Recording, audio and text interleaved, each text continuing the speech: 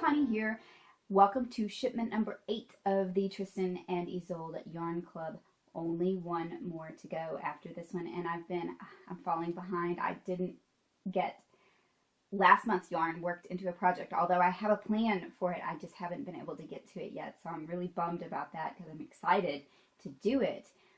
But there have been other projects in the work as well, and I've been pretty busy, so I will get there. But for now, for today, I get to check out what we have this month, and I've heard really good things about it already, so I'm excited to see it. Let's take a look.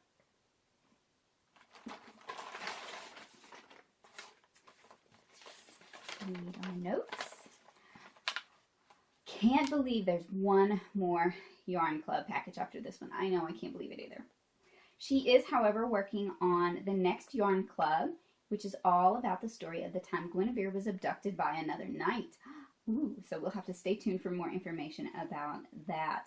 Remember to check out the Ravelry page for project ideas and bundles.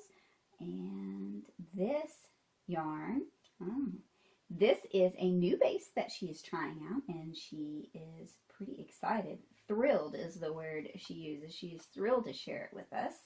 She used it in the Wonder Woman wrap that she just knit. Y'all, if you haven't seen the Wonder Woman wrap that is going around right now, it's pretty awesome. You should definitely check it out. But this yarn that we have today, she says it was a dream to work with. So instead of describing it here, I'd like you to just experience it for yourself. So we will dive right in and do that. And secret notes. I've seen this color before. I'll tell you more about that another time. For now,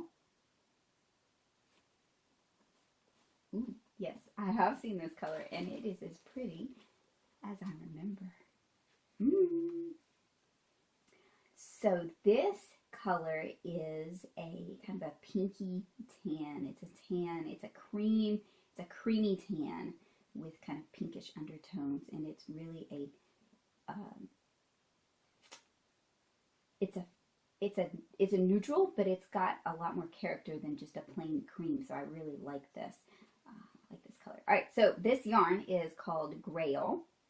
The fiber content is 70% merino, 20% silk, 10% cashmere, and it is a fingering weight yarn, and it is delicious looking. Oh. Can you see this?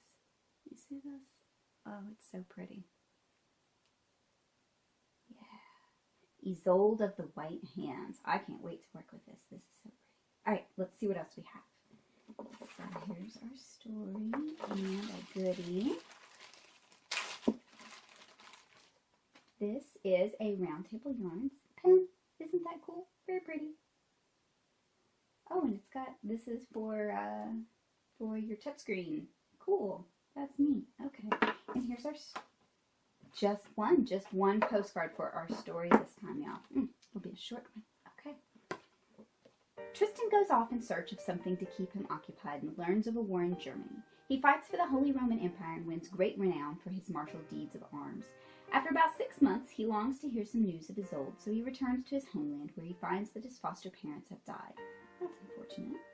The nearby duchy of Arundel has been having trouble, so Tristan decides to go there to help distract him from his sorrows. The Duke has a son, Caden, and a daughter called Isolde of the White Hands. Caden immediately attaches himself to Tristan, wanting to emulate this famous knight, and the two become loyal companions. After calling upon some knights from his homeland, Tristan is able to help the Duke of Arundel defeat his enemies. How nice of him. Isolde of the White Hands has made a name for herself as a paragon of beauty and kindness, and Tristan enjoys looking upon her because she reminds him of his Isolde. He spends a great deal of time pondering the fact that the two women have the same name, actually. Before long, Tristan convinces himself that by loving Isolde of the White Hands, he's actually loving his Isolde. Caden, who would love to have Tristan for a brother-in-law, encourages his sister to return Tristan's attentions.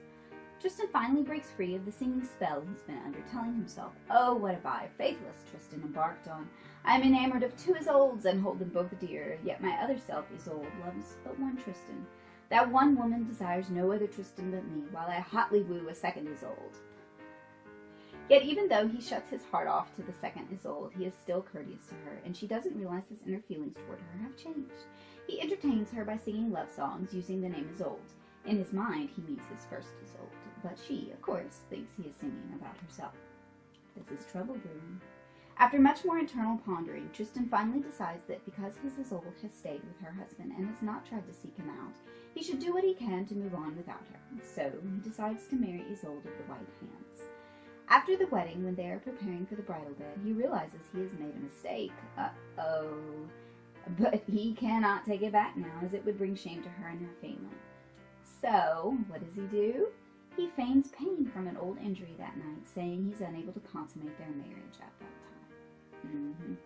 Meanwhile, back in Cornwall, Isolde has been trying to learn news of Tristan, but she's been unsuccessful. Then a traveling knight comes through the court and tells Isolde the bad news. Tristan has married another woman. Dun dun dun. Isolde is both furious and full of sorrow at this news. I bet she is. Wait, this is it? This is where you leave us? Karen. Oh. Well, we will just have to wait until the final shipment to find out what happens. I have a feeling it's not going to be anything good. That's unfortunate. But in the meantime, we have this yummy little hank of deliciousness to play with. So I can't wait to come up with an idea for this. I'll see you next time. Bye.